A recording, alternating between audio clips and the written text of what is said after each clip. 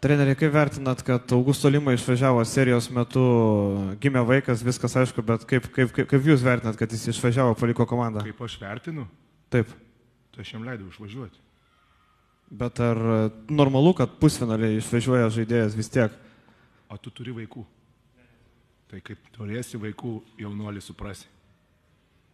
Nes čia yra maksimumas, ką žmogus gali patirti. Vau, geras klausimas tikrai. Tu galvoji, krepšinis yra svarbiausia gyvenime?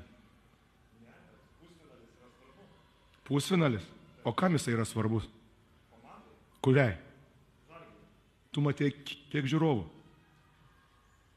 Svarbu? Ar žmogui? Tai tu kaip vaiką pirmą savo pamatysi, tai tu suprasi, kas yra gyvenime svarbiausia. Ateik su manim pašnekėti tada. Nes nieko negali būti didingesnio pasaulyje kaip vaiko gimimas. Patikėk manim. Nei titulai, nei niekas. Augusto Lima yra dabar padangėse ant emocijų. Aš labai džiaugiuosi už jį. Todo el baloncesto en quienzona.com.